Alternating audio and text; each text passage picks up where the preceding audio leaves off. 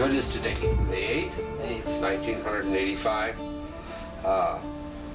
Cejka and Merta and myself here, John Cejka, we are going to review a film that is entitled simply Danielle, or for those of you who don't understand the French, Daniel. Daniel in French, Danielle in French, and Daniel in English. So Jan was present at this, I don't know what you call it. What did you call it? Just a meeting, wasn't it, Jan? It was a special demonstration. And there are a number of, you go ahead and describe who's present here, Jan, a bunch of scientists.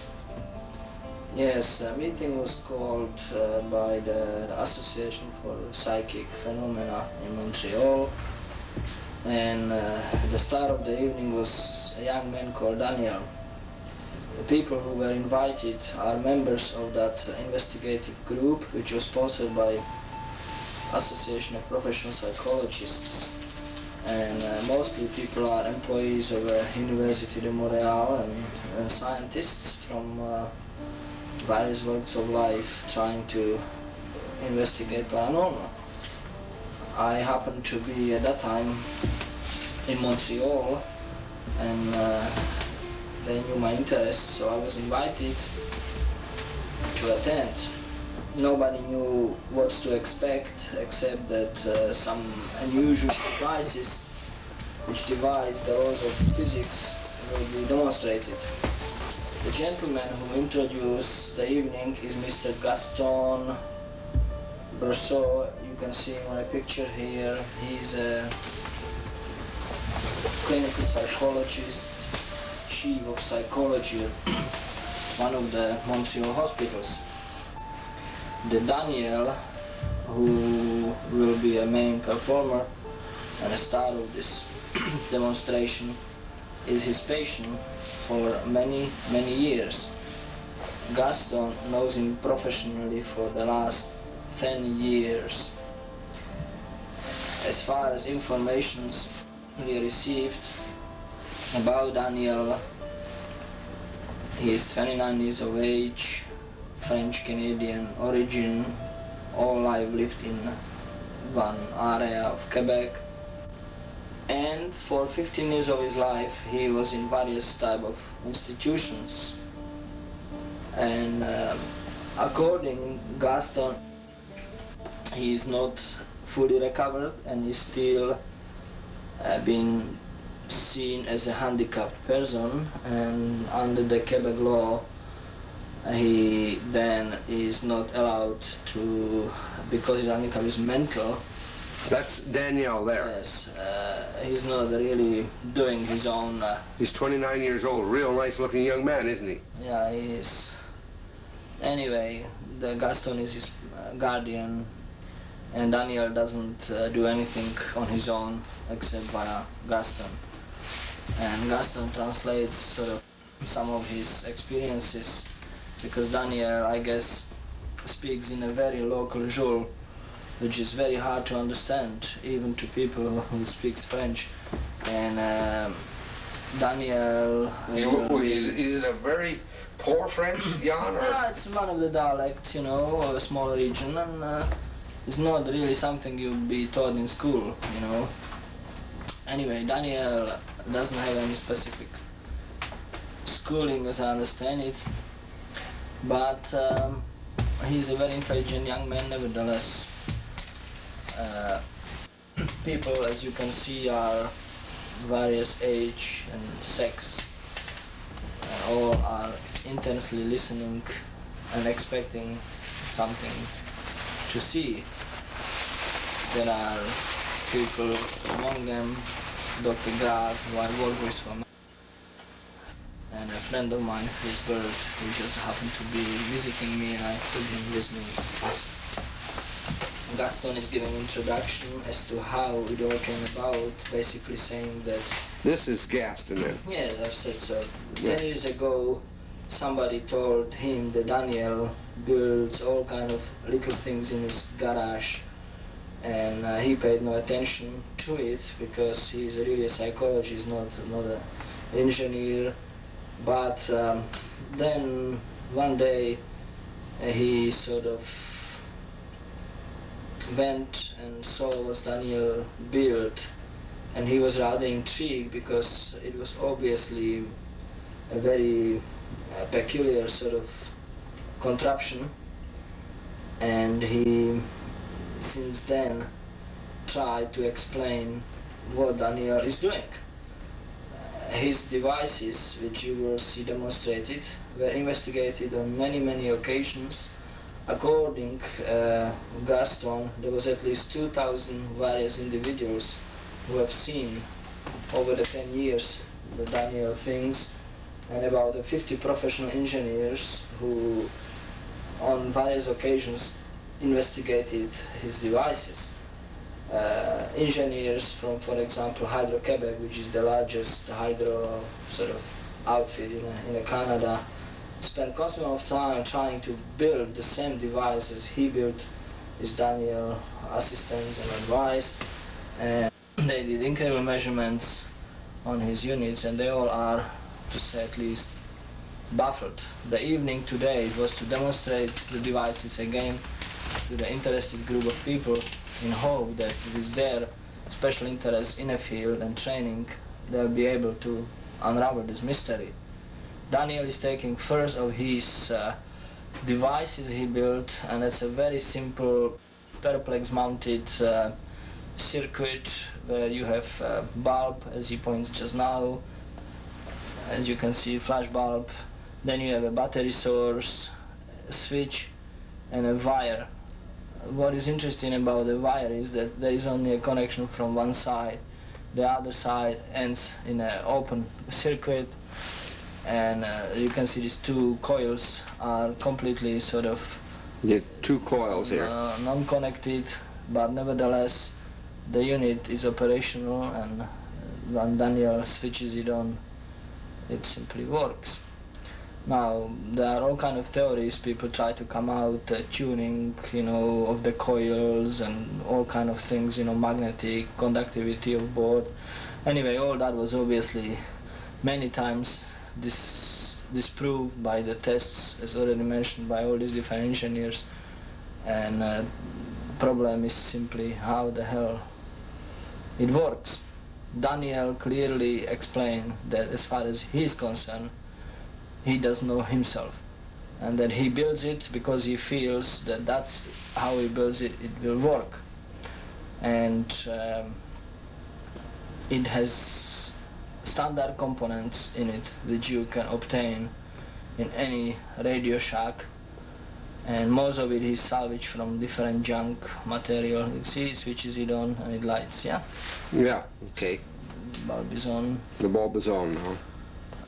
And we had a free access to the board. You can see the people with sort of age and training. The RMA is pointing on a board and just simply studying the first circuit. See, there's only one wire off the battery, correct? Well, there is two wires in that particular case. One goes via switch, which is in a series connection to the one end of the battery, the bulb socket, and the other wire goes and ends on the end of the coil. Right. Then there is a gap, and there is the other There's coil. the battery, there's the bulb, Yeah. and there's the two coils here, Yeah. and a switch. Yeah. The wire comes out of the battery to there, over to the coil, Yeah. I mean to the light, and to a coil, from this end to the battery to a coil. Yeah, that's it. Yeah, and that's DC. And it's a very poor, I understood that somebody tested the battery and it was pretty dead. Yeah, the voltages are really very low, actually. It's for practical purposes should be a dead battery, because voltage in that particle one, I remember we measured, it was about 1.05 volts or 1. Yeah. Okay, now. The next model he shows is really on a similar topic. In that case, instead of having a bulb there, he has a drive. So the little car is again battery source, The wheels are powered by electromotor DC one. Again, connection is via switch. Again, one end of the battery to the coil, other coil, wire to the switch, and back to the engine. To the motor, yeah. Yeah, and again, there is no connection between. No completed circuit. No, it's an open circuit. An interrupted circuit with two coils sitting very loosely wound. Very loosely cross-wired, and there is really no point to even speculate, because we try to insert all kind of things between the coil during the meeting. There's somebody with magnet, somebody had their metal pieces, piece of lead, and I mean that makes no effect whatsoever on operation of that. Whether or not the motor works will work. That's right. And then when you measure the actual voltages and everything, you know, it's all go properly. So when you switch off, you don't have it. When you switch on, you have it. Even though the battery is tested and found to be of low voltage, when the voltage is checked at the motor, it's the correct voltage. I guess it's a sufficient voltage to run the motor. Now if you have a battery, it won't turn. Yeah, right. In this particular case, yeah. If the battery is removed, in these particular two cases we just saw, the units will not work. Only if you remove the battery, obviously it won't work at all. The point is, if you have your own model and you get a flashlight and put that battery into it, that voltage will simply not be sufficient to run it. Right. You need 1.5 volts, no? Right. The battery goes to 1.25, you throw it out, because that's when it is all dead. You cannot drain it more and still have any effect. Anyway, you can see it fascinates people because it's clearly evident that the circuit is open, and all what people can do is just to pass around to somebody else, because there is very little to do more. Daniel is waiting with other thing, and again, here you have two bulbs, you know, instead of one, you know, mounted on a circuit board. And again, the two bulbs are operated by a similar way. You have an open circuit, so there is no real connection completed. There is one switch which has two positions, left and right, and a central. Yeah, there's the two coils. Yes. And a switch over there. Yes. Right. And a bulb there, right, is it? There is nothing. Daniel shows there is absolutely zilch, you know. Right. You folks will have to forgive Jan and I for we did not take this tape. And had we taken the tape, it would have been a little clearer here. We're just reviewing the tape, and I hope it doesn't take your arm and all that. No, I don't think I'm in the shot, Jan. Oh, I hope so. Anyway, as you can see on that model, again, two coils, you know, interrupted the switch. When you switch, the wheel turns, you see? It works. Now in this case, Jan, there's only one wire goes to that motor. One wire here to the coil, here is nothing, to the battery, from battery to the motor. And again, it's like a bulb. He just built, you know, different examples. Yeah, so there is a wire goes into the motor, but there's no return to the battery. That's right, yeah, you can just one wire into the electric motor. That's right, yeah, in that particular case, you know, so he have every time the board which shows the light and board which shows the motor, yeah? Right. So everybody can see sort of clearly that the power to run little contraption model like that has to be sufficient. Yeah. You cannot have millivolts, you know. You have to have a certain strength of a good battery. And again, he is using very low voltage. In this case, the people that we see here, some of these people are electronic specialists and scientists and PhDs. They are the people from University de Montreal and from institutes and the professional engineers. License, it's a professional body. That is sponsored by professional body. The switch, by the way, is just hanging there. Yeah, just hanging. There's not even, it's just one wire to the switch actually going, and it switches, you know, anyway, you know. Yeah. Okay. These are the the first demonstration of the very simple boards put together, glued. Is that just glued down on acrylic plastic? Yeah, it's glued on acrylic plastic with glue. Yeah, with glue. That's it, yeah. Right. And the reason why it is on acrylic plastic, because somebody asked, you know, whether there's any effect, is so people can see it from both sides. Yeah. Because right. if we mount it on a piece of wood, people will complain that something might be hidden in a wood. Yeah. So the whole right. idea was for him to put it, and then they asked him whether why it is this size. He said, oh, it can be a little bigger, but then it's problem to drag it around, you know. So yeah. there is no real any reasons why he has this type of motor or this type of bulb or this size. As far as Daniel saw it, it was just that he can carry all the things, his toys, and it's just sufficient enough for him. Yeah, right. Here is a very interesting circuit. Again, you can see clearly that there is no connection here.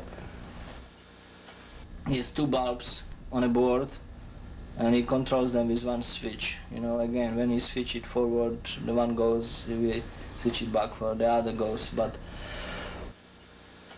again, there is a fully open circuit for both bulbs. Yeah. So he has four coils actually, you know, sort of.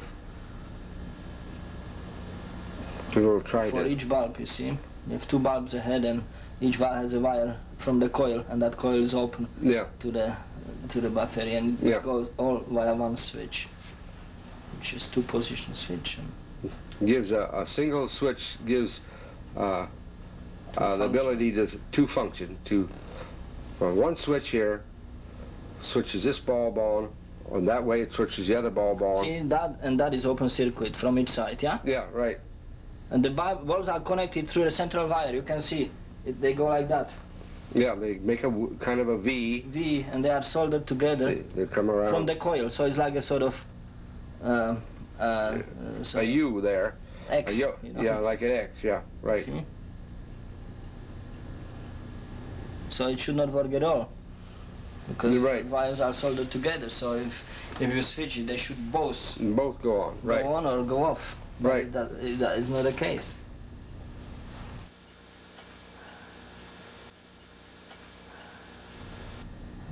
The cameraman who did it should deserve to be shot. You know. You know, it was done by a professor. You can explain, speaks for itself. We'll have to excuse him. Look, that's easy to see. Yeah, one switch. One switch is all interconnected, you know. Like yeah, right. With a center connection to both bulbs at the same time. Yeah. If the switch goes to the right, one bulb goes on, switch to the other way, and the other bulb comes on. Right, yeah. But there's only one wire which is soldered together to both bulbs. Yeah. And consequently, the battery isn't connected to anything. Yeah. It's connected to a switch by one wire, but it doesn't have any connection the other way.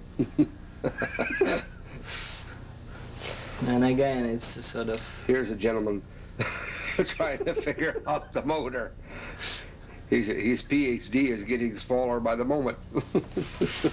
Yeah. You can see that a lot of these people are very, very intense about exams. They shake their heads, and you'll notice later on, folks, that what is happening here, you'll see some of the most peculiar looks in some of these people's faces that you ever saw in your life. And by the way, we'll see some peculiar looks in... who speaks here is a personal friend of Daniel for many years, and he is himself professional engineer, and he accompanied Daniel on all these different demonstrations to help him answer some of the technical questions people might raise, since he is the professional engineer and Daniel just builds the thing. You met his friend then? Oh, sure, I met everybody there. Yeah. Well, what does his friend have to say? By the way, there's Chris Bird. There's Jan, of course. That's me the there, guy. Yeah, that's Jan there, and that's Christopher. I'm this gentleman. writing circuitry, drawing everything, looking on, hoping that I can crack the problem. Obviously, it's like everybody else. We all hoped when we started that we can find the answer. But well, this is Danielle's friend again. Yes, and he's baffled. He told me the most incredible things about Daniel as an individual, about his incredible vision, which is sort of microscopic, and he can see things which normal eye cannot ever see. The accuracy of his hand, that he can pass the eye through the eye of a needle, the other needle, you know, on one go. By just standing out at arm's length and That's right. zip them one into another. That's right, and pass through, you know, small needles and things like that, you know. And it's just about this incredible sort of patience he has in putting things together. Yeah, of course, as an example, that would be the boat that you have, Yes. which we taped earlier, the 8,000 hours, odd hours, of the most meticulous construction of a boat that he never saw. Yeah. We're looking here at a model of a sailing ship, a three-mast. Looking at the schooner here, can you tell me who's built this? Who's put the tremendous model work in this? Yeah, the boat was built by a young man from Quebec in Canada who spent 8,132 hours putting it together. He started in October 1978 and he finished in November 1983. The boat is made by hand. Every piece there is produced from either Q-tips or bits and pieces of wood, matches, lines, fishing tackle, all kind of leftovers and junk. The beauty of this boat is first that it's a very elaborate type of model. I don't think there is anything like that in the whole world actually, as far as detail execution goes. And what is the most fascinating, the model as it is was identified as a Marie Celeste, the ghost ship. The builder actually never saw the design himself, and that was all done without any pictures or drawings. It was done all from his head, entire ship. It was his first model he ever built, and I guess he has no intention to build anymore. I got that boat from the builder. It has 17 guns on the side, right? Yes, 17 guns on each side. Right. And of course it's got some tiny aft guns on it. This boat had no picture or any model before it was built, but it was identified as a boat of a year 1760. This boat was done solely by hand, no machining was involved. The sculpture work was done with a screwdriver, a hammer, a wrench, and a saw. To make a side of the boat, all the tools were taken from garage, and the wood was pine, maple, and cedar. The rest are the needles, decorated metal, toothpicks, Q-tips, fishing line, thread of bronze, and wire sheets. That's basically it. Okay. Daniel is obviously enjoying himself, trying to explain to people how he's doing. You can see throwing hands, he doesn't know. People ask him all kind of technical questions like giving method, you know, going back, referring to things, you know, trying to point out, as you can see, flip, the things fell out, you know, the switch. Yeah, yeah. It's a very, very simple, look at this coil, how far they are apart. Yeah, right. And all just right. It works like it was no tomorrow, you know. And obviously that grabs people's interests because it's visible. the situation has become warmer, people become more friendly, you can see they smile more because Daniel really is very helpful and lets everybody do anything sort of. And Gaston again sort of he dropped the switch from it. See again some high Danielle is PhDs who felt that they might find it. Daniel is now, as I understand, sent out actually. They send Danielle away from the room. Away from the room to some second floor or somewhere, just to be able to see. It's not sent out yet, but he will be. He's just giving the last instructions, from what I understand. You see that? You can see clearly here the coils. You know, the two coils. Nothing and a there. A switch.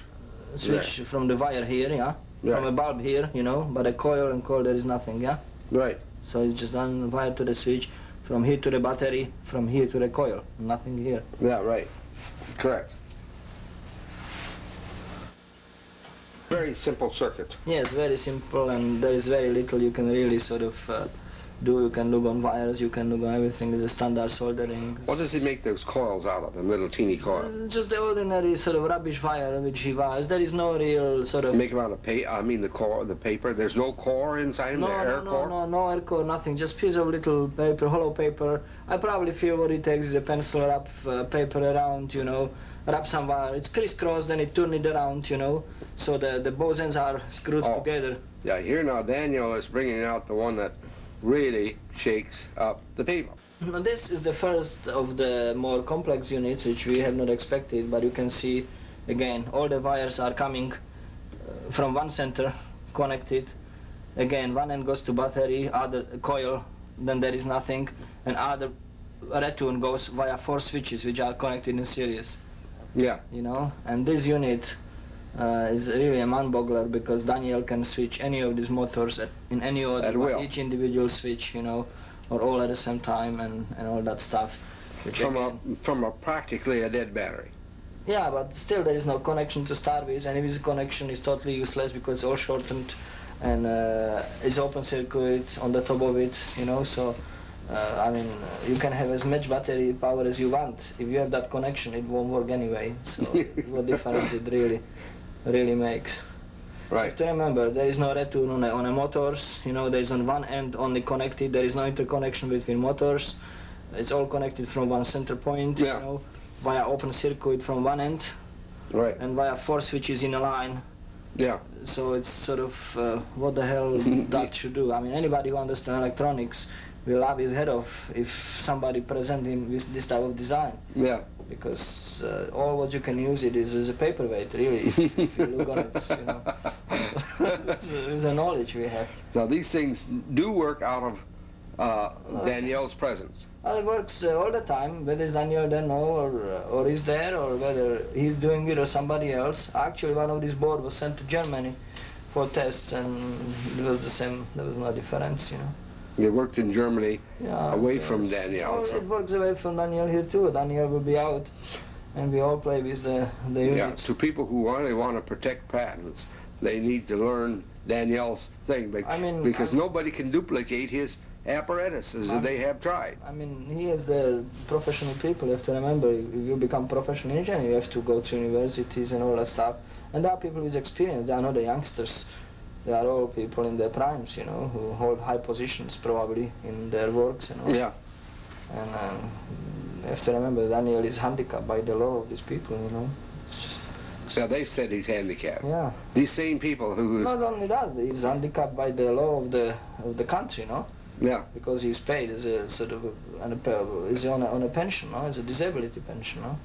Yeah. Look, that genius there is obviously trying to figure it out. Trying to figure out, again, this friend who is engineer, try to answer some of the questions. Daniel never answered any questions.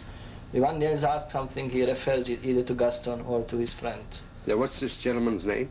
I have forgot the name. I have it written somewhere, but it's not critical because he doesn't in any way figure out in it. He's there. Daniel is fully protected. That means that nobody knows his real name. Nobody knows his address. Oh, this lad's name would not be Daniel. Oh no, it might be different name. It could be Jean Sharif or what? He's called Daniel for the purpose of the public appearance. Right.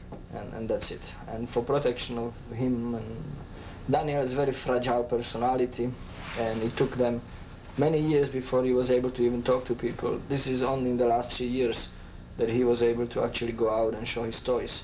And he does that only when he's with his friends, the doctor and the engineer, and they really make sure that there is absolutely no way Daniel in any way is pressed or in any way sort of harassed.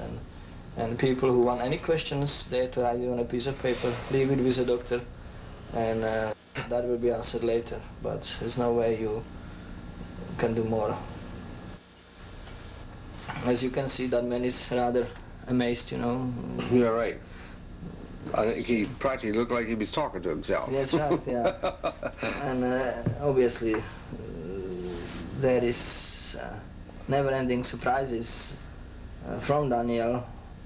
Just watch that board carefully. You can see that truly it's impossible to even, anybody who knows even basic rudiments will discover that this is impossible. You know, just look on the connections.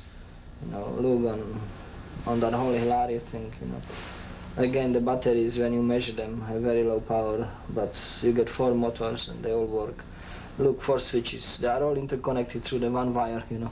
Yeah, right. Through them, you know. But each switch will run one particular motor. Just one particular motor, so you switch 1, 2, 3, 4, motor 1, 2, 3, 4, and that was it. But they all go through the open circuit from one end via joint unit, joint connection for all of them, and it all works anyway, you know. It gets worse, folks.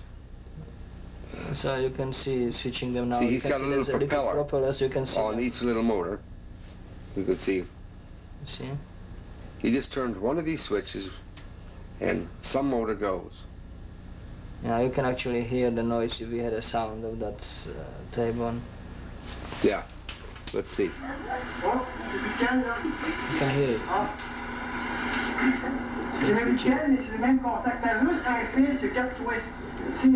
You can see no connection, so that goes from here, via here, to the center of all this. One end goes to the battery. It's all mess, it's all interconnected, you know. An explosion in the garbage heap. Yeah. And the people are really amused because there is very little to really measure, because as you can see, especially explaining to them, you know, how it all works. It's really, there's nothing there, you know, to anybody with training knows it should not work. Right. But it works. Right. You can see showing 1, 2, next, switch the other one, you know, little propellers, you know. And then the last switch moved that one there. But they're just all one wire to each motor. See, stopped. Soldered there. Yeah, yeah. Incredible. This is guaranteed to give... Look that man. Yeah, this is guaranteed to give any engineer a nightmare. Look.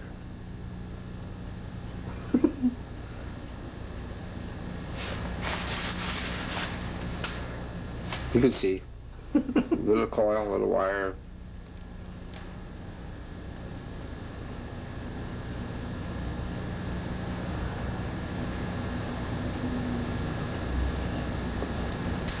There's no type of, there's no type of electronics that any of us have ever saw. Well, definitely that should never work. Not anybody who builds any circuitry will build anything that, because person who does know electronics will not try to build electronics because that's obvious, you know. And anybody who knows even the basics will never build it like that because that's all automatically doomed to failure by anybody's definition, you know. Right.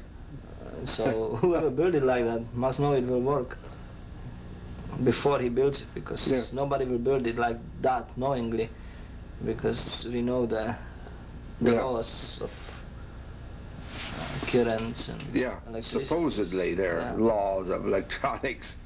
Well, anyway, as you can see, it is a very clear demonstration. There is no protectionism or any sort of black magic, hidden box.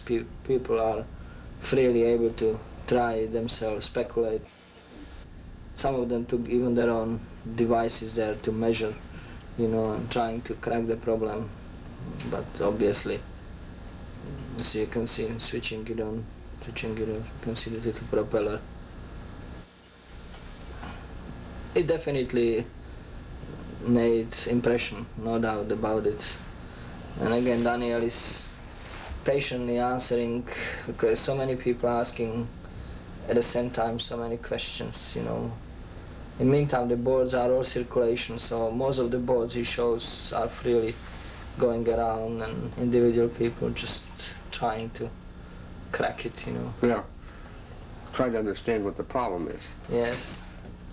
It certainly looks like we got a lot of interest there. The committee, 4 of them, at least, Right. putting brain power together. If you remember that there was 50 people present, and each of them, on average, will have about 20 years of schooling, or if not 20 years, 15 years at least, because you have high school now, then you have to have at least basic degree, 15, 16 years. You speak nearly about 1,000 years of education. Yeah. Against somebody who has maybe 2 years of education. Yeah. You can see that doesn't make any difference, I take the battery out now, and of course, obviously, it doesn't work. It doesn't work, yes. Right. The funniest things of all of it, that somebody brought his own battery, put it in, and it wasn't either working. Oh, you mean somebody else brought a battery of his own battery and put it in there, would not work? That's right, yeah. Oh, that's terrible. It's getting worse. See, they tried sort of all kind, because these batteries are dead. If you measure them, they don't have really, because using the same battery for, I guess, the last 10 years or so. Oh, he has been using the same battery? Well, I guess so, yeah. So it doesn't change them or anything. He just have them there, Yeah, it's necessary to have the battery. Well, I guess in that case, you'll see later on he doesn't have batteries at all, but in this particular beginning, to at least something tangible, at least power. Yeah, so first, because they believe in battery. You see, there are 2 bulbs, again, each of them has a coil, it goes on, coil, and then open circuit from here. There's the other coil, interconnected, all in the center, you can see again, and it works, Right. Now, Gaston is trying to explain his side of the story. He's obviously troubled man, because after 10 years of intensive study of Daniel and visiting all kind of institutes and all, he's as far from answer as he was when he started. In the contrary, if you had any hope to understand it when he started, I think it's diminishing as time goes. You can see clearly here again the connections and how nonsensical it is all, because it's a pure solder in the center. There is right. No. Here's a gentleman, again, who's baffled. He's probably built a whole hydro. He probably built a hydroelectric plant and he's wondered what the hell was wrong. Right. Yes. Well, they passed the equipment all the way around. Pass the plate. Anyway, it becomes rather funny, because as time goes, the anecdotal stories about people, Daniel and all things he did and all, just warms up, and Daniel is really enjoying himself, and it all becomes a very friendly evening. Gaston explaining again that he doesn't understand electronics and all, but he did everything for Daniel that people who knows can sort of help to understand it. But there seems to be very little. Daniel is not very helpful, because he truly doesn't know himself anything about it, except he builds it, Yeah, he's just the builder. Any sort of specifications as to give them what kind of wires and everything goes through the window, because he picks up any junk, coming his way, and that is the end of the accuracy. You can see later that people who were at least serious to start with, they deteriorate rather fast. as they see demonstrations far more hair-raising, you know, than we see now. Even if what we see now is, I guess, sufficiently baffling to anybody, and everybody is baffled now. I mean, there is no need to go further than to explain the first circuit. You know? Yeah. Theoretically, nobody in the world can do that, as far as we know so far. You know. Right. What after? That's not really a point. But there was a design that Daniel had for the group here, and the fact that first he had batteries in the circuit.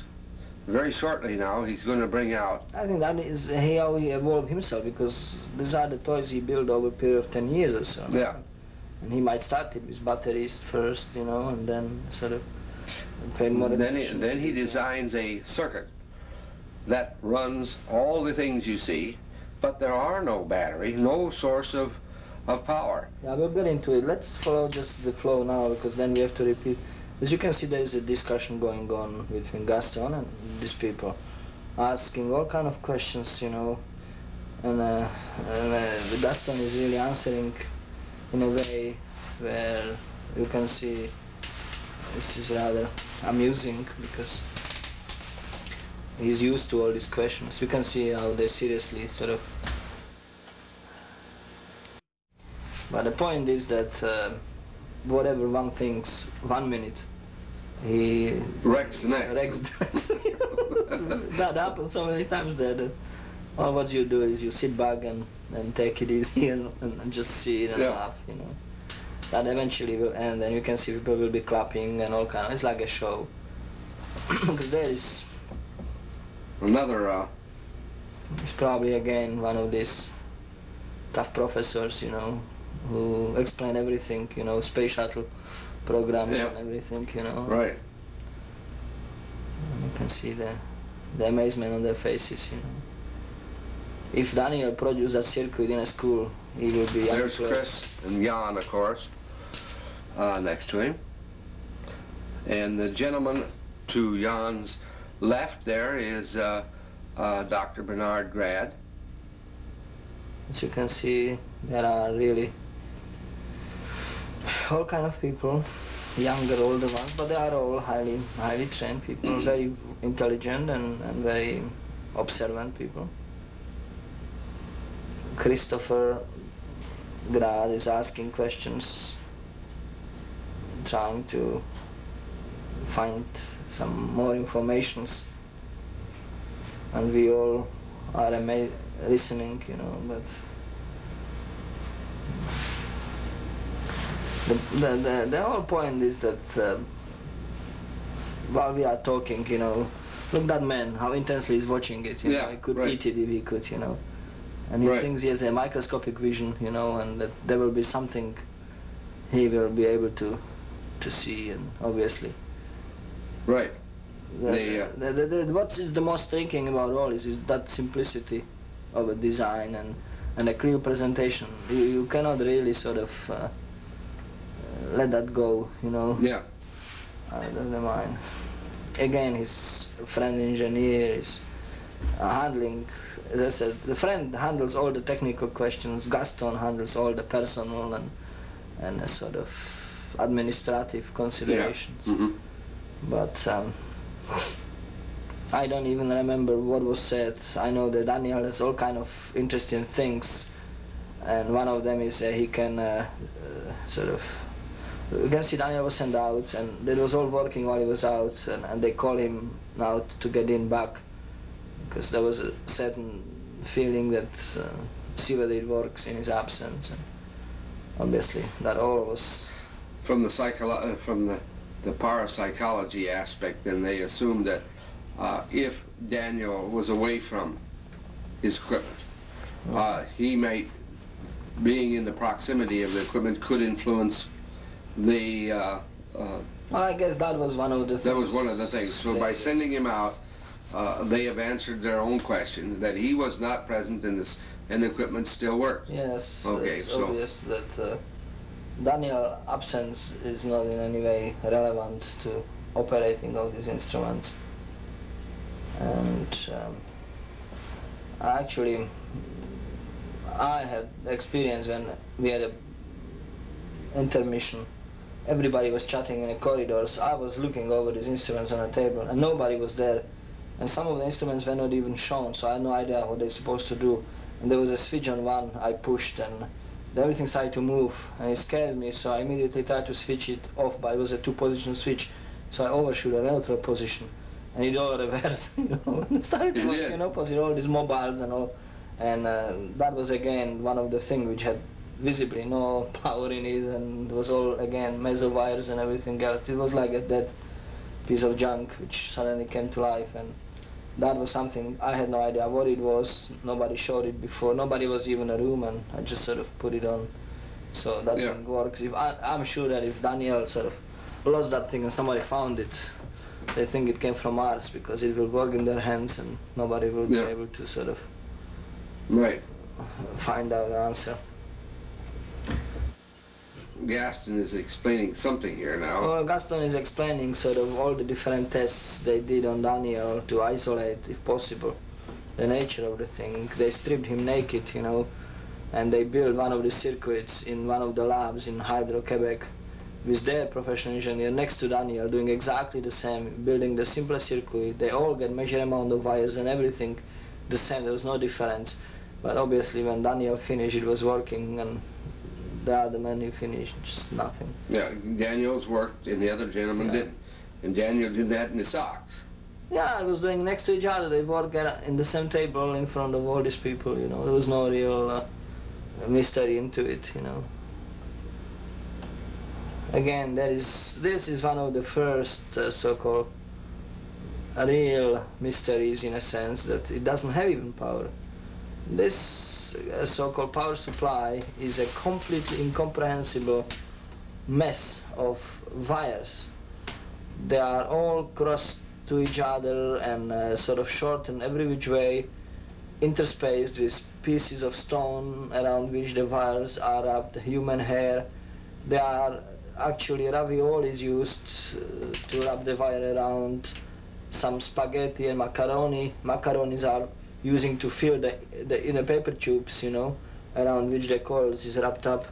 Bottle cups, you can see this is from a bottle cup, Yeah. The top, with wire wrapped around, Right. And so the core, which is usually inside of a coil, use iron laminations. Yeah, he puts macaroni in there. That's right, yeah. And instead of having a coil form, he uses a ravioli and puts the wire around the ravioli. That's right, yeah. Or, as I said, he uses human hair, occasionally instead of wire, He does. Yeah. He substitutes human hair for... Yeah. Yeah, it's a real mess, if you study it every which way. I mean, you cannot trace these wires, it's like a sort of a maze, really. But point is, when he switched that thing on, it works. When he switches it on, it works. Yeah.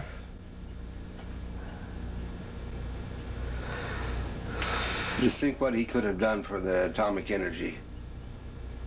Anyway, again, he explained it first, he showed it, and now he will let people do it themselves, show them sort of. And again, that will be intensive investigation, and people will... Everybody is getting to be more jovial, you see. Now they're quite obviously, nobody knows what's going on at this meeting. Now they will ask questions like how much of this raviolis he needs, or how much macaroni, to that coil they ask, and how he knows, that it will work, this type of things. And Daniel just knows that if he builds it, it will work, that's all, but that's why... Now, there, Jan, you got the thing in your hand there now. Yeah, well, you are observing whether or not it's edible, is that it? Yeah, I'm trying to figure out, you can see that's the Grad and everybody, Gaston, over, people coming. It is one of these mysteries of life, really. Daniel explaining. Here is the other unit, again, using his power source, which truly has no whatsoever any sense. And more you're looking on it, more you are amazed, because you notice things which you overlook on the first, I mean, totally impossible. Look at that coil. It's just a wire wrapped up, all junk, you know. There is no real, any law you can ever imagine in existence, you know, is broken, you know, there. Actually, if you take two wires from a scrapyard, you know, and connect them into a bulb, it should work. Yeah, right. That's exactly what sort of he has there. Right. There's not even the connection again. Not only that he doesn't have that power source, but again, it's a standard thing, you know, that the circuit is open every time, you know. Right. You know, again, it's not that the one with battery had open circuit and the one has closed. No, every time a part of the power source replaces the battery, but the wiring is messy afterwards, the same way as it used to be on the previous board. So as I said, it just adds into the whole complexity. But does he solder a wire occasionally? Or it's all soldered, you know. Yeah. Sometimes he sticks wires into glue bottles. Yeah, but again, if there is a metal and needs to be soldered, there are proper solder connections, you know, like these two coils again, you know, for the power source, whatever it is, you know, proper. Again, there is a gap, you know, but again, the power source, you know. But the whole thing is really, there is simply no logic. You can see it through the hands, you know, and people say, what kind of energy? And Daniel shows to the heaven, you know, like saying, maybe from there, you know, it doesn't know. He will sort of... he doesn't know. No, he sort of builds it. He knows that when he builds it, it will work. Because if he knows it will work, it will work. If he feels that it will not work, it will not work. You know, you can see there's a bulb on the side, again, open circuit, you know, the coil here, coil there, and that so-called power source. Yeah. This all the you can see it's all coils, you know. You can see ravioli here, you know. Yeah, there's a ravioli. The ravioli is in the front, you know. Just right. rub the wire on. You can see there are still a few who try to figure out of it, you know. But even they eventually give up as the things gets worse. You can see there is great degree of... Well, ravioli and spaghetti do have a significant place in his apparatuses. Well, I guess that's something he picked up from his kitchen, but they're also good. They're quite hard, you know. You can see the sort of raviolis here. Yeah. You can see the... well, like the round half-arcing things. Yeah. The half a circle raviolis, like, I mean the macaronis. Macaronis, yeah. Yeah. You know? And he winds his coils on macaronis. That's right, yeah. But other people have tried to duplicate wrapping wires on that and his macaronis yeah, and but things. nobody tried to duplicate his power source because you cannot even trace it. It's such a mess that there is no way. Each power source looks different, you know, there is no consistency. No consistency from power source to power source? No, you cannot say. As I said, this is totally unique piece. It's like a work of art. Each of them is different. Each one is a work of art. For that, and that's it. There is no way you can say, oh, here's ravioli in that one, because next one will have probably just one, you know, and all kind of other things in it. And as I said, there is all what you can do is really acknowledge that you've seen it, and that's it. There's somebody intently concentrating on what kind of a thing is it? You can see again that one is finished with his study, you know, and he feels that. I can see again the simplicity of a design, you know, there is very little to really... This wasn't so bad in the beginning because it had a battery, even if it was dead. But the thing, when he brought out the spaghetti and the macaroni, that was it, and that worked. Look, it just kind of works. Yeah, you can see. It's popular. See, number 3 is on, and that number 4 he switches.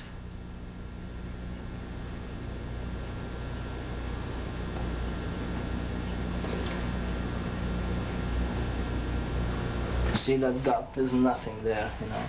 So it's one end of battery, and here, you know, there is no connection from the other side, you know, there is only a coil. It goes to the switches, you know, and just right. Right. Via the most incredible sort of mess of wires. But anyway, it all works, as you can see there. And the evening goes on. See, Daniel removes the switch or whatever it was there. Yes, and you can see it's just one wire to that switch went. Yeah, right. And that was it, you know. And that switches two different units. Yeah. That one wire connected on it. It should not work at all because it's missing. Yeah. It needs at least 3 wires in order to work 2 positions. Yeah.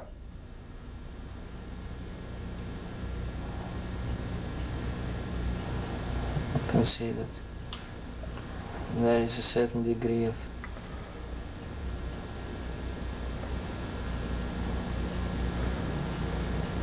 I'm sure that these people had a very unusual night, most of them, when they went to sleep. Right. You know, dreaming about spaghettis, you know. Italians might probably understood. Yeah, right. See, the table is covered with this device. You can see virtually, it's just not 1 or 2. He showed us only a small portion. He brought them in boxes. You can see it's all just a big table, and it's one after the other. Yeah, right. It's fun. They really are, Jan, what you said, a work of art. Each one of them is a work of art. Art's supposed to... You see, I'm very carefully observing everything, hoping that you could... I will be licked, you know, by the light of understanding, but so far... Now this is one of his power sources. Look, again, you know, the power which supplies the engine is completely disconnected between these 2 coils, because you get coils from one side, then you have a gap, and then wire. I hope, you know, one day I will get a better video, because that's a disaster. See, man who takes pictures really is behind Daniel, and is facing the audience most of the time, so we really see.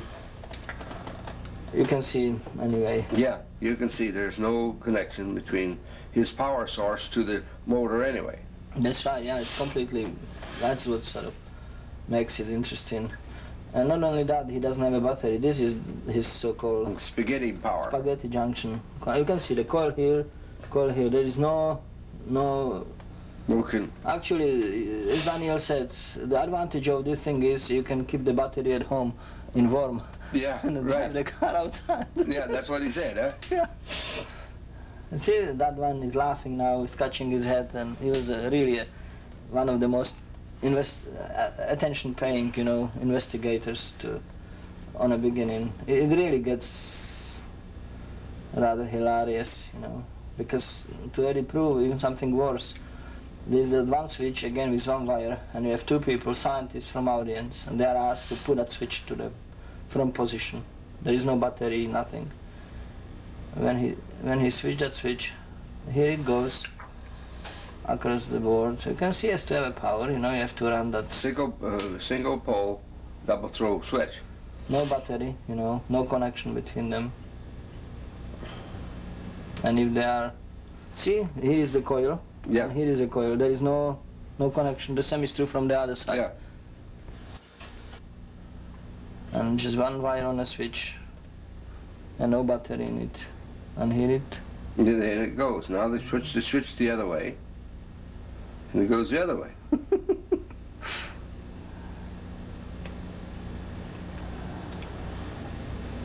Again, Daniel, you can see it's completely free, clearly, you can see. Right. It is mind-boggler. You can see people getting... yeah, more fellows getting very excited here. Rather amused. He can visualize his battery sitting home in his bedroom or his spaghetti box, motor in his car driving around. You can see there is no connections between that part. You can see it's how now clearly. It's zilch, you know, there are no wires going. Yeah. Right. Nothing there. But even the, whoa, what a man, what a spaghetti pile that. You see, nothing is open here, you know? Yeah. It's just from a switch straight into that center, which goes to both, the both ends, which should not work anyway. Yeah. And again, this is open circuit from the other side. It's total nonsense, you know.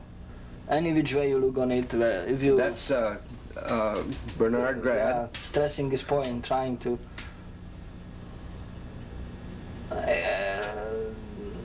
explain, asking certain questions, you know, concerning Daniel's sort of technology and connections, you know. How is it? Okay?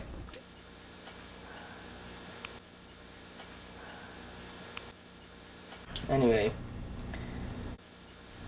it will be interesting to see somebody else duplicating this, you know. Again, the friend explains that Daniel can make things work any way he likes. So if he says that it will work for 3 hours, then the things will work 3 hours, and then after it goes dead. Really? He can predetermine how long he can predetermine how long it will work, yeah? Or he will be able to, as he said, look on things which already work and he have not built, you know, and affect them. Like I said, there was a garage door, yeah? And Daniel said it won't work, and they couldn't open that garage door, you know. Really? Yeah. Shut it right off? Yeah. So when he says it works, then it works, and if he says it will not work, then it seems to me it doesn't work. Even the normal circuitry, you know, which is sort of... Maybe it's a reincarnation of Nikola Tesla. Oh, I don't know, Tesla never did anything like that, so it will be new to me.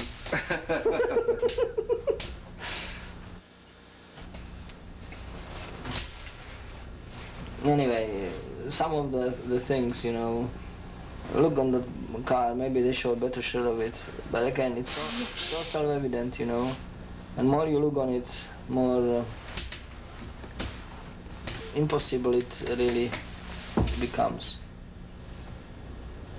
Because it's a heavy thing. If you weigh it all together, you know, all this junk and all, and it all moves, you know, you need some power. It's not like a little breeze, you know, you need, and that has no self-evident power supply, so whatever it produces, it must be, again, you can see these two coils, open circuit. Yeah. It's nothing, you know. Anyway, Daniel take the other thing. Now it's the same 4 switches, but now it has no battery there. Now he's got a new unit with the 4 little motors on it. Exactly the same, except this has got a spaghetti generator in it. Generator again, showing that it still works, you know. So you can see he's leaving it in steps, you know, the same connections, everything, you know, except instead of battery, he has all this so-called spaghetti power. Spaghetti power. Again, you know, it's pity we don't have a clear shot of that damn thing, you know, but that's sufficient enough to baffle you for the rest of your life.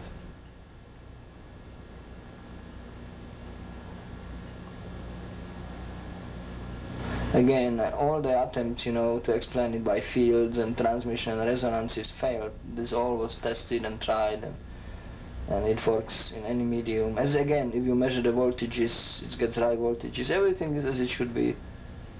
You see it's running. Yeah, all the little motors are running.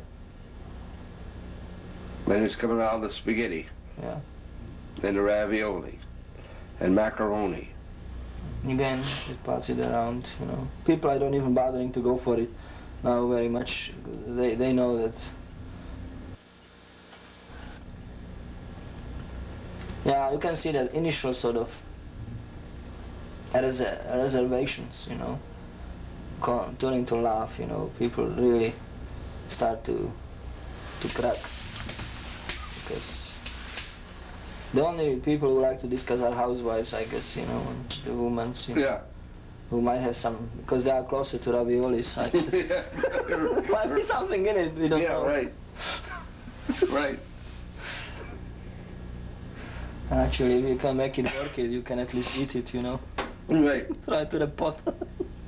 Make yourself look good. And that man looks mean, you know. So you don't want to look at now. He's had it. That's enough of that. There's no doubt, electrical engineer.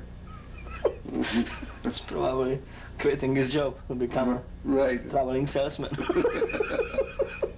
Selling bunny on boards. See, there is obviously. Yeah, this is our gentleman friend there. Trying to. You can see that beard is getting progressively grey. Yeah, right, right. Proceed.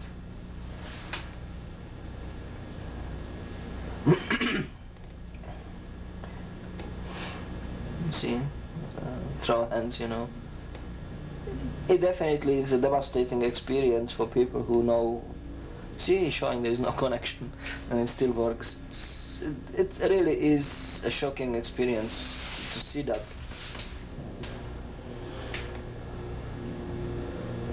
There's a great degree of curiosity, obviously.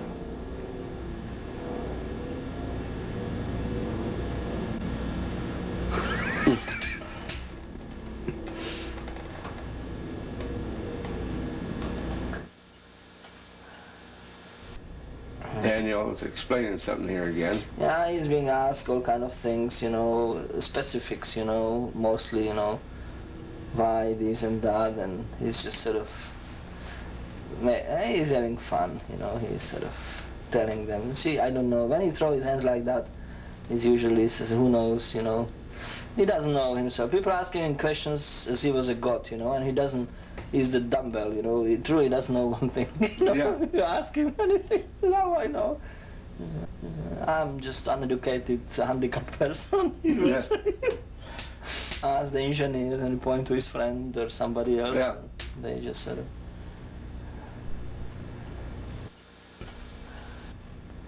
He has no corrections. When he builds it, it works. There is no sort of like it doesn't work and then he goes and fiddle and it works. When he finishes and switches it, that's it, you know. It works first time, every time, huh? That's right, yeah.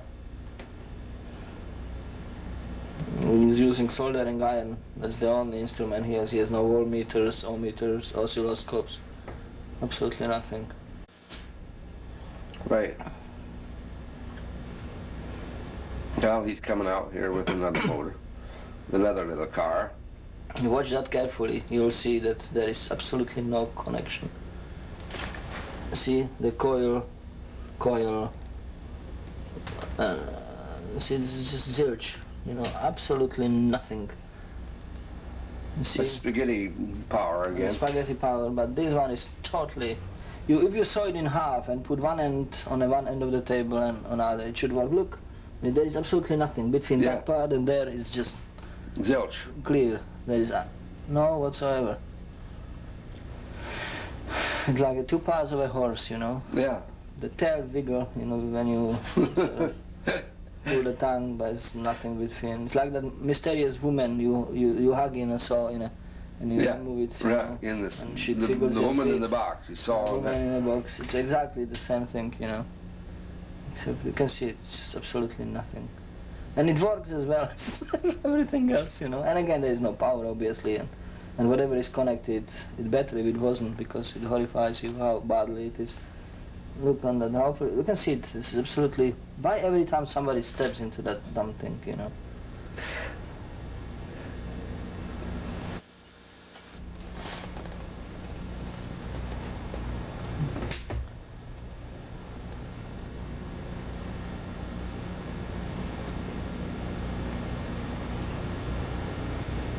You see people having fun because Gaston telling them some of the stories, you know.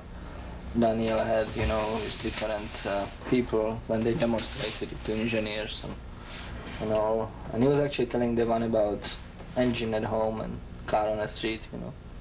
People were laughing. Again, just clear.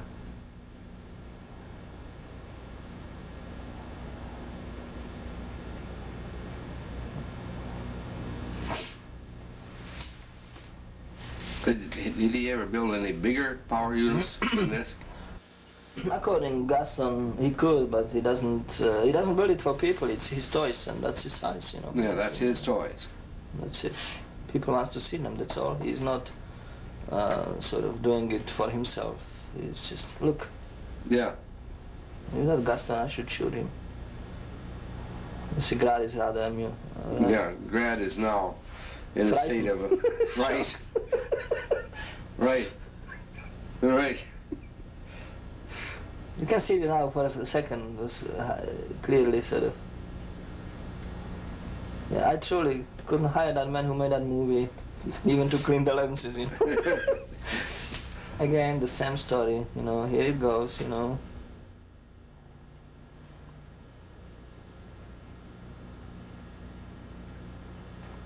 Put the switch the other way. No connection between the one half and the other. Switch is on the other side than the wheels, you know. Yeah. It's nothing between whatsoever.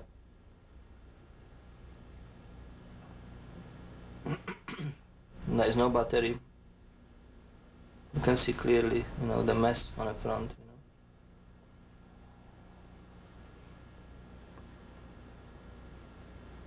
know. That's an incredible thing.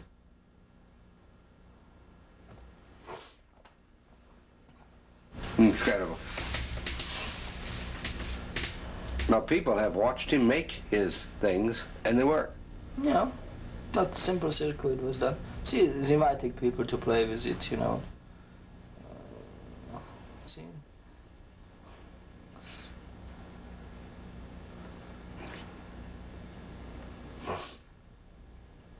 You can see there is a certain degree of, I can see clearly the mess, you know, of the wires, you know.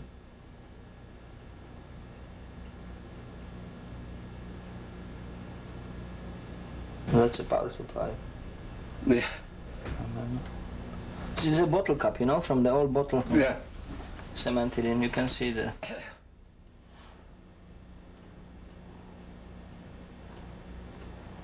that coil inside of a ravioli, a macaroni, you know. Now he's interesting, showing very interesting thing. He actually uses a main supply which he plugs into a board as a first basic circuit, you know, we've seen with the bulb, open circuit. In this case, what he does is the voltage from a wall. Again, there is no transformer, no any visible connection. He brings 110 volts from the line. Then now he uses ordinary DC 12 or 3 volt bulb. Actually, it's a 3 volt bulb, you know. A DC 3 volt bulb. And he screwed it in, and it works. Yeah, you can see that. And then he take that bulb out and he put an ordinary 110 volt, and it works too. And it works too. Yes. And there's no transformer. No, it's not transformer. The same thing, the same. But nothing switch. is hooked up anyway. Yeah, the open circuit anyway. So this is what sort of makes it rather interesting, because you can imagine we put 110 volts through that horrible connections he has there. I think you can see the bulb. Yeah, it's a normal sort of DC 3 volt bulb. Yeah. Or it might be a 12 volt bulb, which is used probably a 12 volt emergency sort of lights, you know. Right. Now here is his super duper. Super duper. Whatever. Whatever. You know. It's a Daniel one, you know, Mark one. This is a Daniel special. You can see how far are the things apart, you know. Yeah. You can see it clearly. There is no battery source because you're using the main power. Gaston again explains, it's self-evident, you know, the socket on the top, you know, the two coils, you know, switch wire going there, yeah? Right. You can see that, yeah? The poorly wire, you can see it's all crisscross. Because what's happened is when you get this one end of the coil and other wire, he twists them together, just like that. They are not going so bad. He just take the one and another and do them together. That's all he does. Yeah, just he shortened them, yeah. So just get a... That's it, yeah. You can see clearly, you know. All right. Yeah. There's a wire coming around like this to the bulb. Yeah. You know, one that goes over there, and a switch, and a coil, nothing. and a coil goes over to the bulb. Yeah. Now he put that 12 volt. Then put a 12 volt bulb in. DC bulb, you know, DC 12 bulb. volt DC bulb. As you can Right. clearly see, that theoretically should never happen. No, it should never work. It should never work, and should it work, it should blow immediately into his face. Yeah, yeah. Right. Right. Yeah? Because you have to remember, you put 110 volts, you have induction, you have all kind of things, you know, coming through that Yeah. thing. I mean, it should... What's that little thing in the center there? There's a little wire, you know, like an antenna, you know, you just wire it there, sort of. Might be important, Jan. See? Yeah, they tried that, you know, and again, it makes no... Now that's the 12 volt. You can see bulb. clearly the connection. It's Yeah, he's so- got something there. yeah, it's just a little tiny, ordinary thin wire, you know, which is connected, and it's isolated. You know, it's in a cable. It's just you snap a piece of wire, you know, from the single line, and you just sort of glue it in across. Oh, it's not even connected onto No, it's just sort of over it. There's no Just, connection. Just kind of glued on there. Yeah, just glue it, you know, next to it. It's getting worse, Jan. And you can see clearly how this is, and now he switches it on, yeah? Now he switches it on. Remember that bulb, you know? Look. Look there. That's the 12. That's the 12 volt. 12 volt DC, you know, running DC. on 110 Yeah, AC, you know, but it's not connected. Yeah. Can't run anyway. in an open circuit. Yeah. But there is, now we know that there's juice there. Sure. Now, visible light. There. Now. Now that should give everybody creeps, yeah? Switch Right. it up, yeah? Switch it on, yeah? Actually, what happened, somebody pulled the plug, they tested it, and they are laughing, you see? They pulled the plug on him, and it went off, and they put it back. Now he switches it off, yeah? Right. Removes, and you see they take the ordinary And we take the 12 volt bulb out. 12 volt out. See that man, obviously with a beard, is again on a go, you know? Yeah, he trying to figure out probably that Yeah, electrical engineer. Put a 10 now, and here it goes again, you can see. You see? It goes again. Now he's turned on the 110 volt bulb. Yes. So now that's again, it's a mystery, you know, because how you can do There. that. Right. And now he's got a lot of interest. There are a lot of people of interest now because the circuit is so simple Yeah. that yeah. he's got there, and it cannot work. That circuit cannot work. That's right. Not only that, it should not work. The current should burn if it worked in one case, you know, and not work in the other or whatever. I mean, Yeah. it's just impossible, no? Look at there. Look at that damn thing.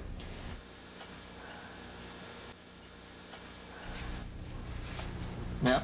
But, you know, disconnect it, and here it is. Yeah. So that's obviously is something lots of PhDs will be made on, you know. Yeah. That is. See, that's so simple. That's observable with a few old coils. Yeah. That just Yeah, no that was coils, spaghetti nothing. coils, wasn't it? That's right. No core inside, you know, just a paper wire with wire, you know. That's it, you know, glued to the bottom. Now of the here base. comes his radio. We Now- might have to turn on a little thing Yeah. sound for the people here. Yeah, Daniel built his radio, which again has no transistors, no resistors, no any sort of standard thing you will consider having in the radio, you know, diodes or anything. Just the wires, you know. You can see there are no, just the wires, you know. Again, the mess, you know. He's got a spaghetti generator in it. A mess. But the two normal speakers and a normal tuning knob, you know. You see? Yeah. No transistors, no diodes, no nothing,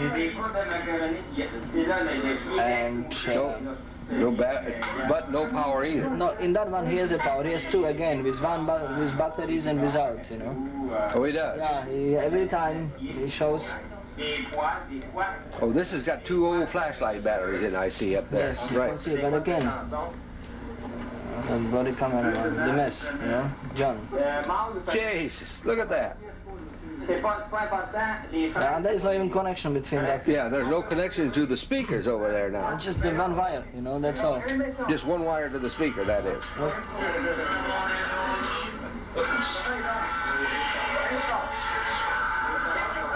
but he gets AM, FM, and what else is it? Short wave. All the same stuff. You can see the dialing. Yeah.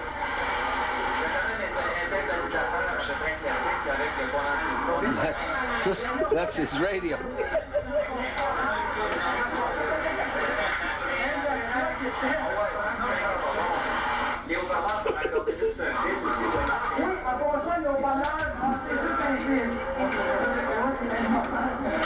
So what he do is he take the front of the radio, you know, the knobs and everything else, so it looks pretty. Then he throws in whatever comes his way, you know, into the box, and he don't plays. Yeah. He's got a lot of interest this time. Yeah, obviously. Again, if you have some sort of a genius who is into the hi-fis, he will get a shock of his life, because that should never happen. I mean, we spent... radio is a new invention, relatively. Yeah. You know? This does have 2 batteries in it for whatever reason. Again, the batteries are most of the time dead, and it should not work anyway if you take a reading of them.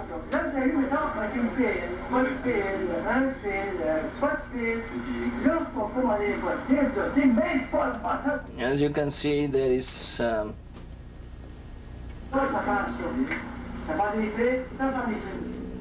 but he's got a real super radio there. I mean, it's AM, FM, stereo, yeah, and shortwave.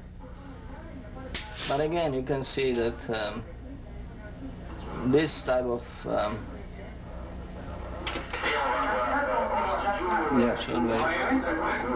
There's a switch on the side, a switch on a FM, AM, or whatever.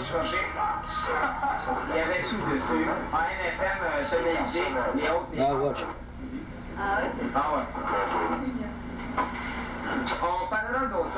When he pulls the battery, stop playing.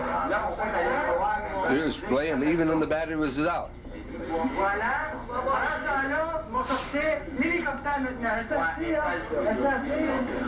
As you can see, we are all amazed, you know, and rather amused, because well, that's a really interesting one what he's pulling now.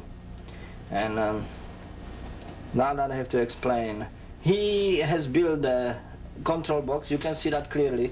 What kind of connection? Just one wire from this bottle, which is a strawberry jam bottle. Full of strawberry jam, made by a woman now, I understand, correct? Yes, she is explaining it's a strawberry jam. You can see there is nothing, you know, connecting, going, just one wire going somewhere to that mess. That's a remote controller for that mobile there, which is a little helicopter which runs around. Again, the power supply he built himself from the standard, you know, junk. And that power supply is connected to a main. The power supply, but the controller again is not connected with the main box, and the power supply is controlled really by that box. Yeah. See, it's sort of you can see what's kind of. This is a jam bottle there. But with a wire on top. The mess, I mean, if you have this controllers, you have to, I mean... Now this electricity turning on there, line goes to the central mobile now, Yeah. But that runs the arm around, but don't run the blade on the propeller. It's just the run the arm around. That just runs the arm around. Might supply a power for the propeller, but that is all controlled from that box. Yeah. Which is not connected. No, you can see it. But that box doesn't have any proper anything. It's just wires, you know, and just one wire going to a strawberry jam cup, you know. There is no real sort of sophistication about it. You can see the hollow again tube, you know. You can see the mess there, you know. He's got a little battery there. But you can see that battery again. It's just one wire coming from that battery to the rest of the junk, you know, and vanishing somewhere, you know, so you don't get again 2 wires. Yeah. Sort of, you know, it's every time there is an open circuit between battery and the apparatus. And the rest, you know. But then the apparatus itself, you know, it's just one wire, metal cap on a strawberry jam standard thing, and a screw which goes through, you know, to the strawberry jam. Yeah. Now that thing, again, was built by Daniel to control that helicopter. Well, he has a function that can make the way. He can make the helicopter blade go fast and slow. He can increase, decrease. He can turn the speed, lights on in the helicopter. Everything. It lots of functions. If you write them down, what it all can do, it's not like only switch on and off. I mean, that's true for a light.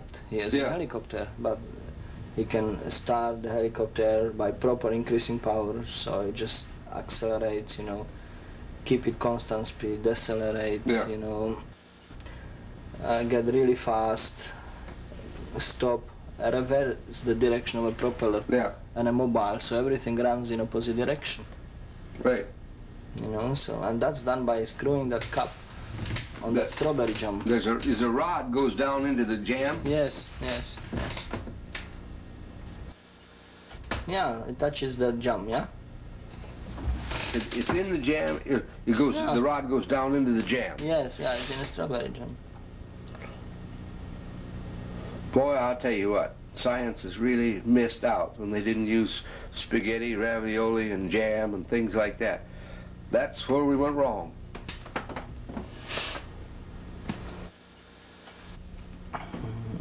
So you can see Daniel is explaining again, sort of people are amazed. He asked for a seat. Now he showed the little battery.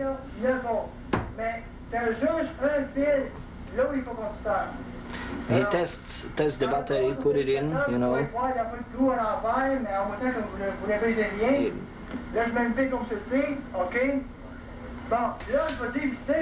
He explains that when he unscrews that one, you know, he gets it from the jam, you know, and that disconnects the contacts, you know, and the controls. And when he screws it in, it will sort of switches it on, and more he screws it, more juice he's giving to that. To the you can see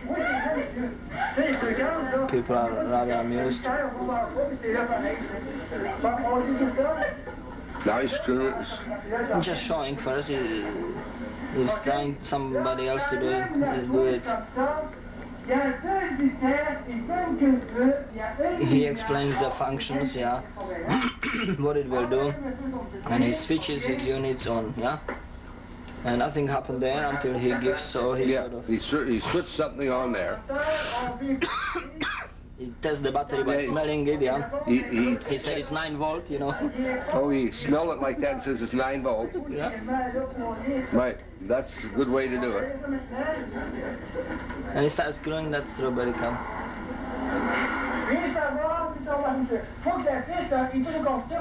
So he's explaining that, you know, when he's going in, you know, at a certain level.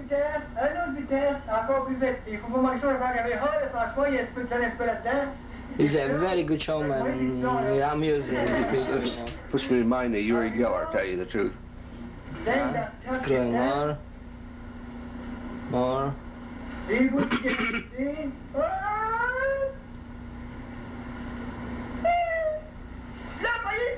See, and it goes, you see how happy he is screaming, you know, and here it goes.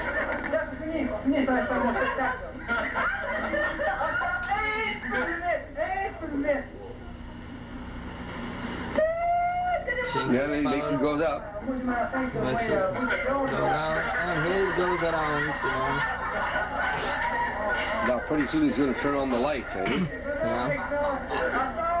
Now the cabin can be lit Yeah. with his remote control.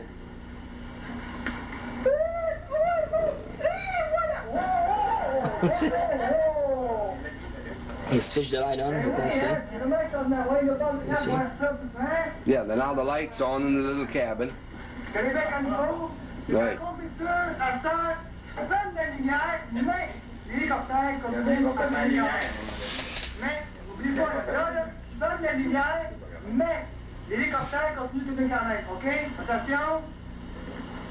Now he's showing, you know, switch the lights off, you know, in the cabin. He switched the lights off in the cabin. from his jam bow. Yeah. And now he just lands the helicopter, yeah? He just lands the helicopter. Gently, nicely.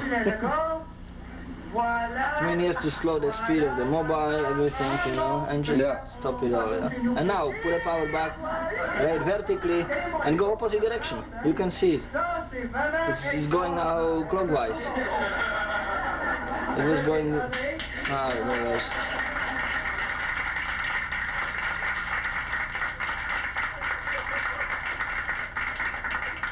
You can see him amused, and you can see that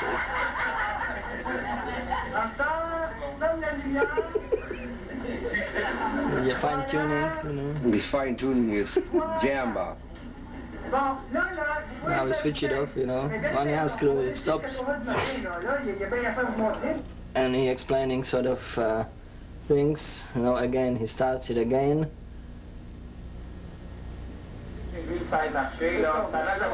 And he lets somebody else to do it.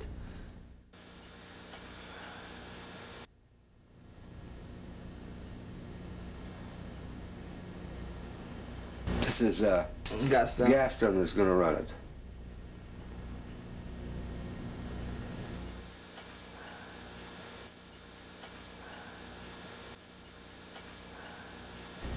That's just a damn old carriage bolt. Yeah. Being screwed down into the jam bow. Yeah, damn old carriage bolt. That's it. What it is. Yeah. That's all what it is. And one wire. Yeah. To the junk, you know. And he does everything what he said.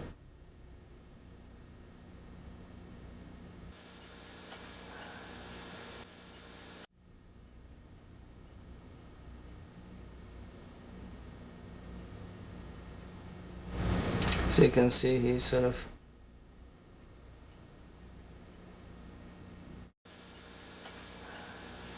still not getting a response. Ah, and here he goes. Right. People are clapping and are happy.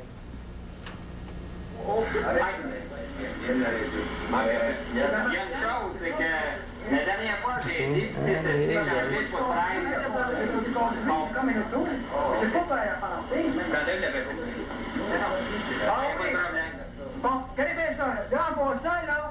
You pull the battery and it works, yeah? Yeah. We pull the battery out and it still works.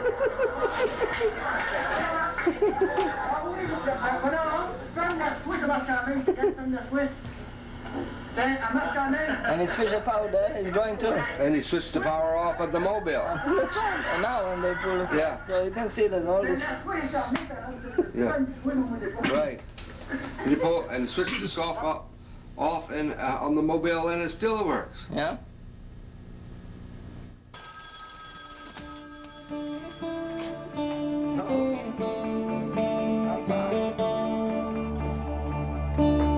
Well, you can see this is a very unique situation.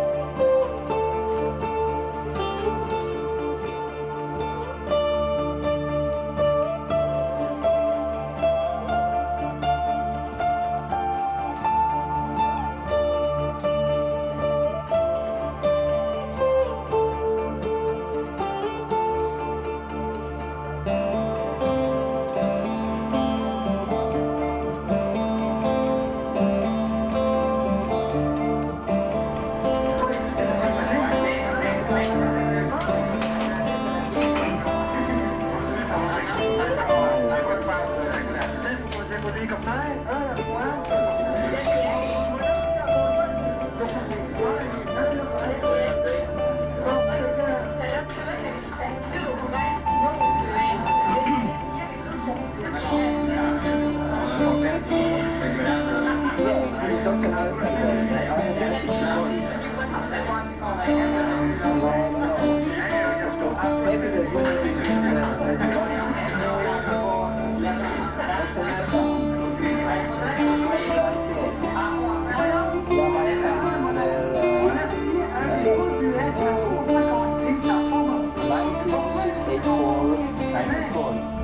Alright, we're back now, and this is what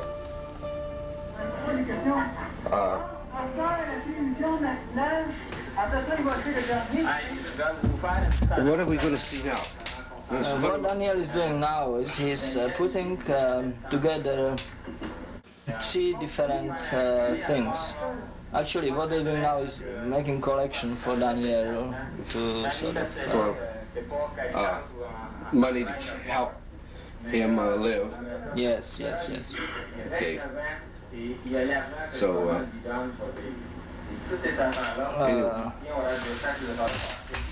anyway, the mobile was a very, very interesting situation. What sort of they're doing is now they're preparing television, radio, and one of his mobiles on that table. Again, television is a color telly, but it's broken. If you see it from inside, it's just smashed, you know, and obviously it's a junk he found somewhere, thrown out in a garbage can, according him. Then he has that radio he built himself, and a mobile, and he controls all these three units from the remote controller, which is based again on two frog eyes who... Now that's frog eyes. Yeah. No, what had happened, he got a frog. He went morning and he found the frog. Got a frog. And he sort of took the eyes out of the frog. And he glued them on the top of that perplex board again. On the acrylic plastic board. And then he built his so-called circuitry, means he interconnected by wire these two frog eyes, you know. And in the middle of that wire he just then got it on a switch, which again is nothing else than a contact switch, contact plate, you know. Just an on and off little switch. Yes, it's not even, you know, it's just a press to, it's like a spring, you know. Yeah, so look at here. His old thing is all broken apart. Yeah. It's smashed up. And inside of it, it's a mess if you look into it. It's all torn out of bodies and all. And it's just sort of not something you like to sort of... It's just a garbage heap. Yeah. Telly, yeah? Well, what's he do for an antenna? Or does he have it? It doesn't have any antenna, that's how it is, yeah? Okay. He's got his radio. Yeah, this is his receiver, yeah, which he builds. And this is that frog eyes unit, you know. You watch it carefully, the connection. These two dots are frog eyes, yeah? There's the two frog eyes. You can see them. How it is connected. Very simple, you know. Yeah. This bottle is a glue bottle, by the way, again, with a wire. It's like on a jam, but it's probably permanently tuned because it's glued and nothing is Is the wire down in the glue or what? Just the glue, half filled with glue. Crazy glue. Oh, it is? Yeah. That's his radio now again.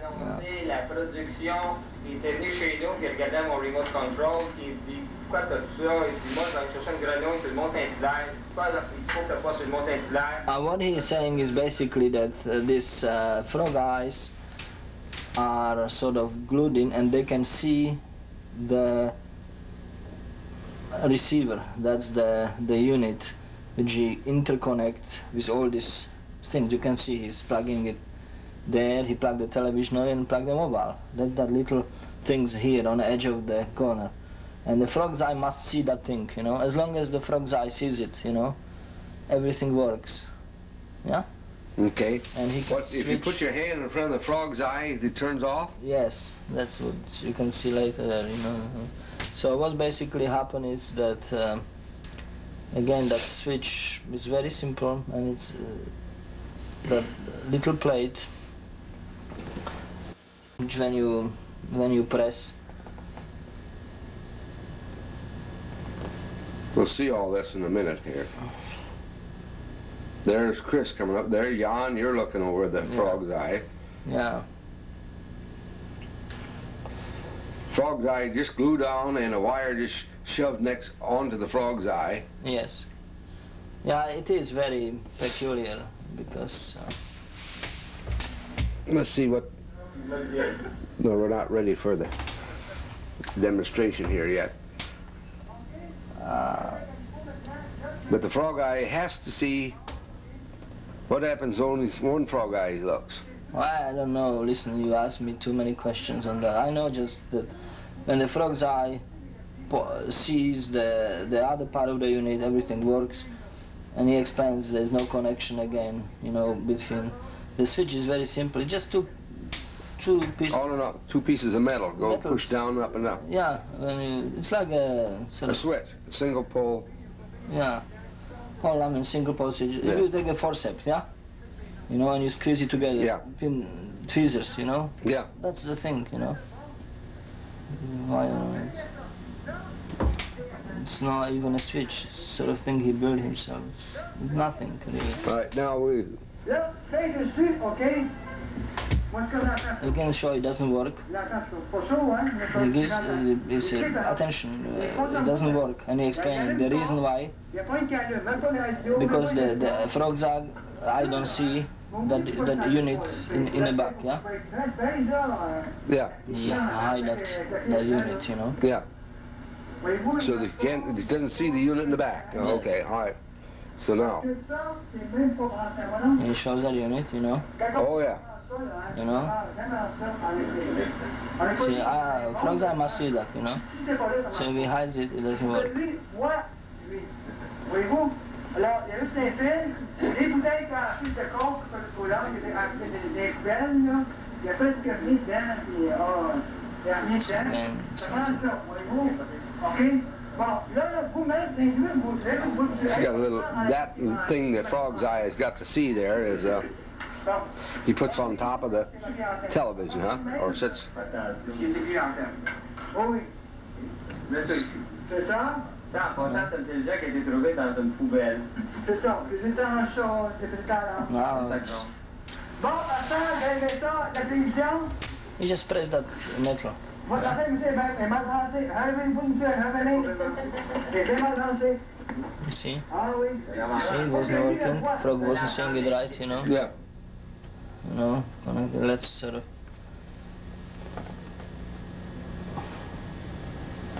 When the sound when he gets it on, let's have some sound off the...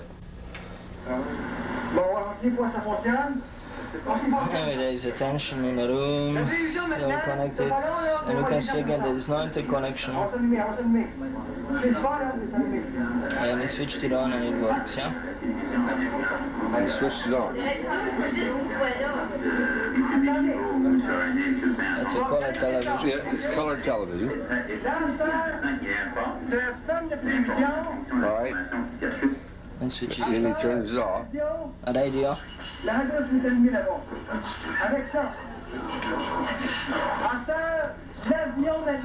L'avion, you know, the plane, you know, the propeller. Yeah. So it's in the back, they move it forward. You can see. Get the radio there. The frog's eye got to see that, huh? Yeah. But that's not connected to anything. There's a wire sticking in the back. It doesn't matter very much, no, in this type of design. As long as frog's eye sees that it works, and if they don't, that's the promise, you know. You can see it works, you know, it doesn't work. It's all junk television, probably will never work normally. Avion, you know. Voilà, voyez-vous, c'est l'avion, monsieur. Parce que vous avez l'avion? Radio. You see, people tell him, the people there who tell him which they want, you know, and he switches it. Yeah, you see, when he pushes down, he wants the mobile pushes it, and the switch, and the mobile comes on. Yeah. And they say, look how simple it is. You just push it down, and if he says television, yeah, the television works. Look how simple it is, you know. Yeah. And so... What's that switch, you know, it's nothing. This, and you did this, and you did it in English in your mind, and you done it in Czech, and it works. And it works. Yeah. But if you don't say it, if you don't think it, it don't work, right? Is that correct? Well,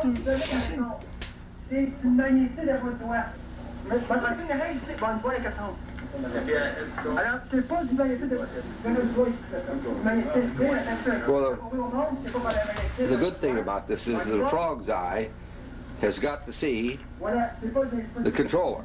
You see, he put a piece of paper there in the box and it wasn't working. Put that box in front of the frog's eye like that, and the frog won't put the cardboard in front of the frog's eye, and it stops, right? Push that switch.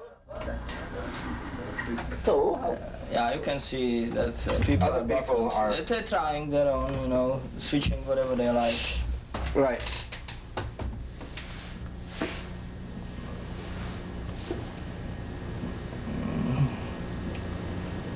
So anyway, you just press that little thing, you know. There is not even anytime you press it, you get what you ask for.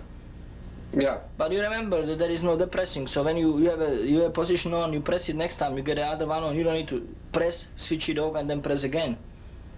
You know, you just press. Yeah. And the switch is what it wants. Yeah. And you can run all three things at one time. Yes, yes. Or you can turn off one individually. Yes. Or at the same time. Yeah, It doesn't all at matter. the That's same... how you say. There is no. It's me there, you know. I'm pressing it. As you can see that. Yeah. I'm trying to think in my own language. See, she asked me what you said because I have said nothing and it works. You see. Yeah. I'm just in my mind, you know, saying. Just thinking it. Just thinking it, and it works. Yeah. Yeah. Right. So it just responds then to what you think. Yeah, absolutely. Yeah. Well, that's good. Now you established that much, Jan. That is a think switch more than anything else, and the frog's eyes has got to see the controller over there. It's got to see the parts or it won't turn it on. Well, now we've established that, at least. See, Chris there is definitely taken. Chris is taken with that thing. Now, let's see.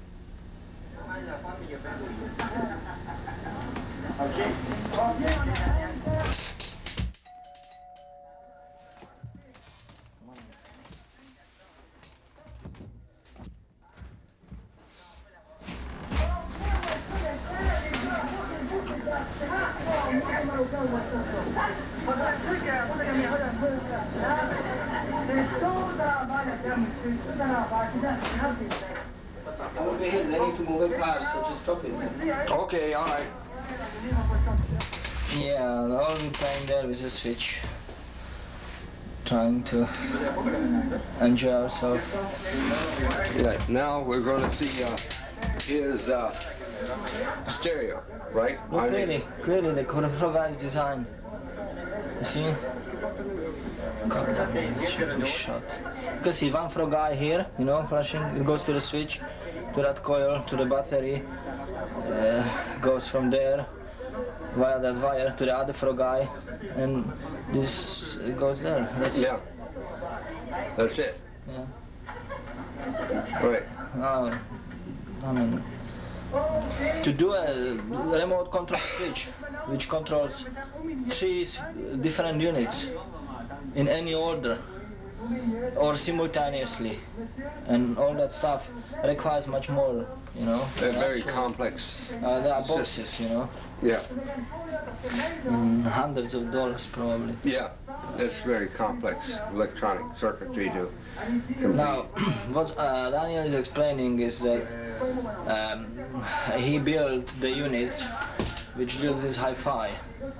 Now, his friend engineer is laughing because he been around.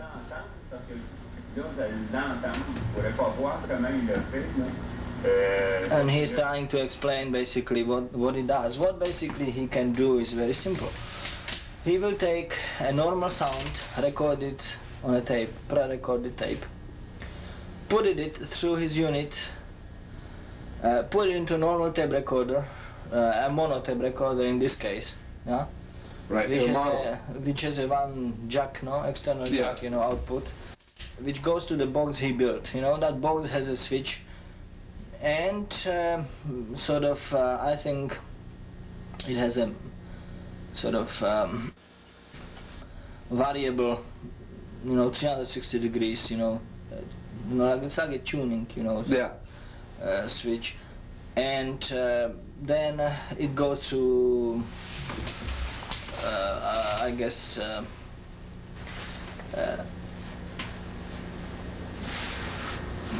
to a speaker from that unit. I don't know whether there's a power amplifier there to run the speakers, but I don't think so. I think it goes straight to the speakers.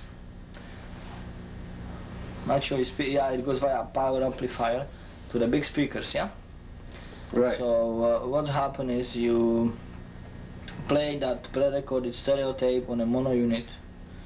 It goes into his box, which controls, I guess, output to the speakers. Now he can play that mono as a mono, either from one speaker or from both speakers. He can play that as a stereo, again from both speakers. He can remove out of that tape any instrument you want to remove while the rest is playing, or you can position any instrument into any speaker you want. So let's say that you have a orchestra, woman singing, vocalist, and accompanying musicians. You might say, I just want to hear that vocalist but not music. Put it into left speaker, and bango, here it is, you know, playing from the left speaker, woman singing. And then you say, okay, leave the woman and put the sound to the right speaker. So you get woman from one speaker, sound from the other speaker. You will say, oh, I want to just hear, let's say, drums. Then bang, and all goes off, except drums are playing their part. And then you say, I want to hear drums and a singer. And again, you can hear, you can basically select any instrument with any instrument, any combination. From one single mono tape. From one single mono output of the mono recorder. Yeah? Yeah, okay. Well, he's going to demonstrate that. And he will demonstrate that. They are saying the confusion is causing to people because when he went into Radio Canada, in Radio Canada they gave him a pre-recorded tape of their French commercial on Coca-Cola. He put it through his units and he removed the French version of it. He just recorded the pure music and he superimposed on it English version. Right there, it saves them extra cost of orchestra and doing it. He can produce and add any sound effects to the tapes or anything, sort of, if you're mixing them in addition to what already was there. Yeah. You know, he can just do incredible things. Gaston said that one day he had a broken record which he cherished. It was, however, you know, mono and was scratched, and Daniel took it, and through his sort of skills he made that record just like new sound in stereo, and just he has a recording of it now. It was an old war record or something. Yeah. Right, okay. So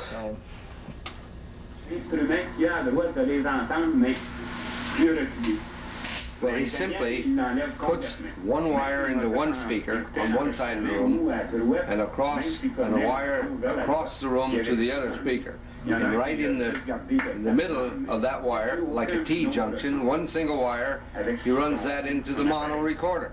Yeah. And his switch will either select either speaker it wants to go to, or and then now, interesting enough, it's only one wire in each speaker, and one T junction in the center. One wire into the recorder, and he can switch all these functions, take out this player, this thing, from his ridiculous box. See the explaining drum speaker. Supplémentaire qui peut être intéressant, c'est que Daniel prend un disque mono et vous le met en stéréo.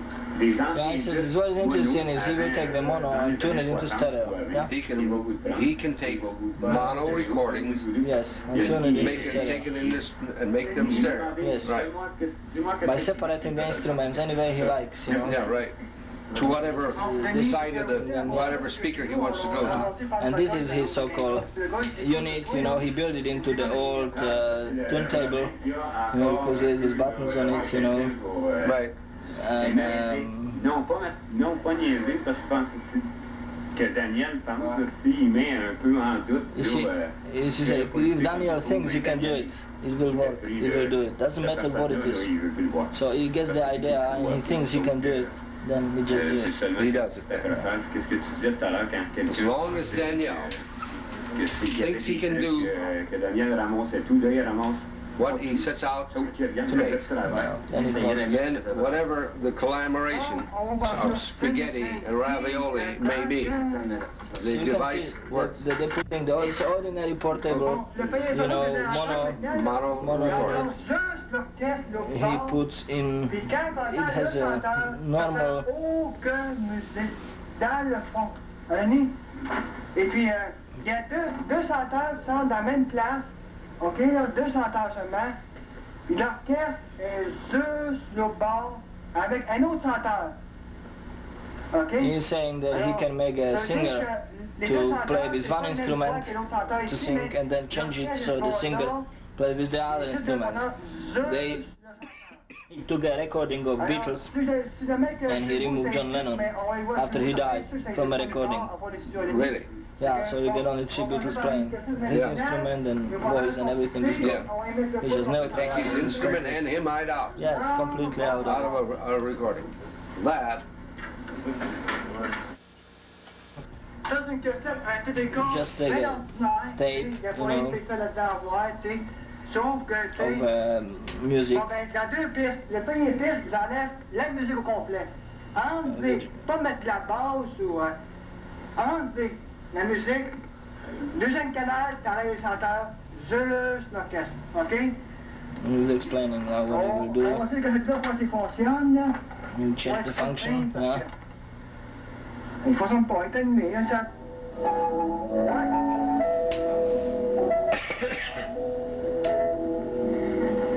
Il n'y a pas un beau son, hein?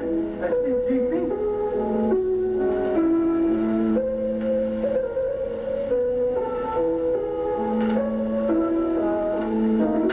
This is like Tchaikovsky. Yeah. Right. Là, monsieur met la balance, bon là, après ça, vous pouvez rire, mais là, il faut que vous disiez un seul mot, là, parce que là, sinon, on ne pourra pas entendre. La cassette stéréo, mono veut dire. See, the cassette is stereo, recorder is mono. You know, he puts it in. It's coming stereo now. And this is in it. Now he's got two speakers out. Yeah. You see, he switches the vocal and remove the music. You're just hearing the vocal now. And just on the sound and no vocal. Now he's got just the. And now just the vocal. He's switching them from a speaker to speaker. Yes.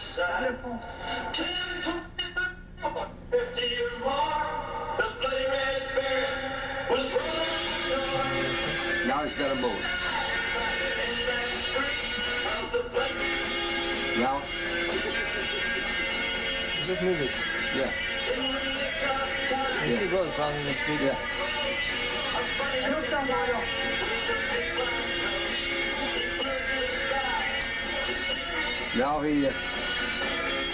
Now he's going to remove the.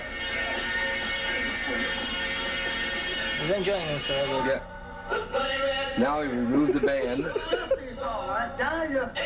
And he switched it. He's now from the other speaker. Before the voice was in that one. You see, Yeah. it showed that he can switch it to any speaker. And now he plays just in band. Now just a bit.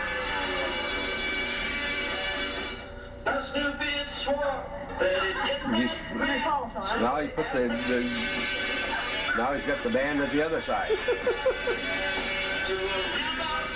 And both together. And now he put them back together. Yeah. That stupid box he's got there. Yeah, my mono output. Yeah. The mono output off a stereo tape. A mono output. Yeah, you can do that.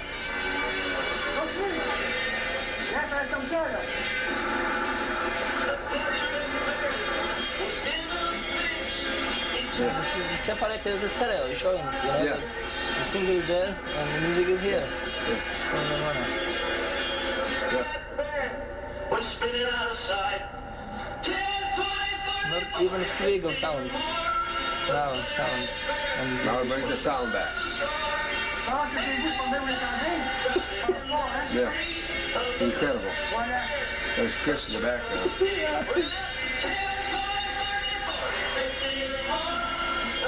Bon, la France, madame.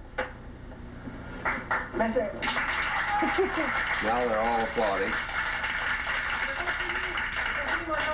yeah. For sure, everyone Anyway, has had quite an evening. you can see that if you look on it sensibly, there is no device, even in the most sophisticated mixing unit, when you can take pre-recorded tape, put it through the mono player, and try to tune it into so-called stereo, and not only that, sort of separate individual instruments in such a way that you can completely... Individual sounds Yes, out of each one. And That's correct. It cannot be done. yeah, it cannot be done. But did anyone take a look into his stereo? Is it another spaghetti box? Spaghetti junction, yes. His spaghetti, an explosion in the spaghetti factory. Yeah, okay, you can see the people are just sort of, they got too much, they overload, they just Yeah. The interesting thing, though, about that John Lennon, take a Beatle record, and because John Lennon was dead, he took John Lennon and John Lennon's guitar off the recording. That's right. With yeah. his spaghetti junction box. Yeah. Right. That should interest the stereo. The Nixon was arrived, that was probably something before the Watergate went. Yeah. That. Yeah, he could have removed Nixon. Right. That has to be the most incredible. This young man, what do you think is going to happen with this young man? I don't know, really. He's like that around many years, and as long as he doesn't get really the media exposures and all that stuff, but they are protecting him well, and I think that group was selected group of really people who are interested about the phenomena and are members of the professional organization. And then he'll explain here all kind of things about sound, what he can do, and more he speaks, more baffling it all becomes, because it really is impossible. I've seen him demonstrate a device there with two speakers connected just with one wire between them, and from a center he took, you know, one wire which went straight via switch into a mono recorder. He played out of it stereo music. He can play it in both speakers as a mono, as a stereo, or just play each individual speaker. Or select whatever speaker he wants. Yeah, that's right. That's it. I think that we're just about done on our regular tape on here, which is now finishing up. Is there anything you want to add to this? Not really. I feel that we have said enough, and it's rather interesting. I'm planning to do further investigations, and Daniel is sort of preparing, you know, his toys, you know, for measurements and yeah. All that. Well, this will be interesting, Jan. We'll have to keep in touch on this. This is probably the most revolutionary tape that's ever been made, without a question. The young man is, Jan and I both have agreed that the only explanation for Danielle will be to understand first the phenomena of Leslie Lemke. To those of you who have never saw Lester Lemke, or in the May's Miracle, May Lemke's son, must realize that there is I think, a significance between a Lemke and a Danielle. No question about it. Anyway, we evidently have a phenomena that is probably one of the most unique of the 20th century.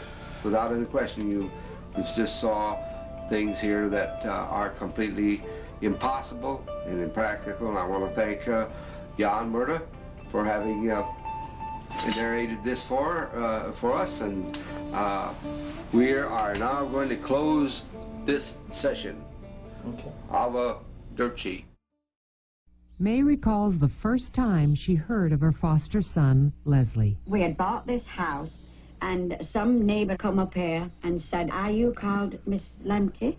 I said, "Yes." He said, "Well, there's a call here from a hospital about a baby or something like that." So I went down and listened, and they said, "You're the only one that we could think of calling." Said, "You worked with these kind of children and everything, and we have a baby here that's going to die." And when I saw that poor little thing with its eyes out and everything, I took it. Until 2 years ago, Leslie was unable to even talk. All his life, he's had great difficulty controlling his muscles. He can barely manage to dress or feed himself. Leslie is severely disabled, but there's something very special about him. I said, "This boy can't stand, and I'm going to drag him around." I said, "so he feels what I'm doing." And he was getting on for 10 and 11 years old. And he was still so tiny. And I stood him by the fence, and he moved. And I saw him go like this.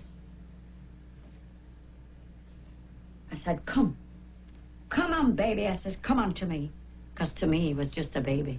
That's all he looked like. I said, "Come on, do another step. Just a step. Come on, walk. Come to me." And he took another step like this. You know, all shaky like this. And he stood like that. Yes. Yes. Another thing May did right was to buy Leslie a musical instrument. It was a second-hand piano. And I put it in there. And each night I would go in and ping like that, you know. Just me, I'd be doing that. I wasn't playing no music at all, just going up and down like that. And he was around 16 years old. He couldn't talk or walk or anything. And we went to bed, and we heard music. I couldn't believe it. And I said to Joe, I said, "Did you leave television on?" And he said, "No." And I got up, you know, thinking I was going to turn off some music. And that boy had got out of that bed. How he did it, I don't know. And he was playing that piano. How and why Leslie could suddenly play a piano concerto that he had only heard is beyond explanation. I said, "Oh, thank you, dear God, that you've remembered to do something for Leslie." Everybody's beautiful. The first time he sang was the most important thing I ever heard. He was singing and playing piano, but he couldn't talk with us. What was I doing that time? Was it all the kids singing? Everybody's beautiful.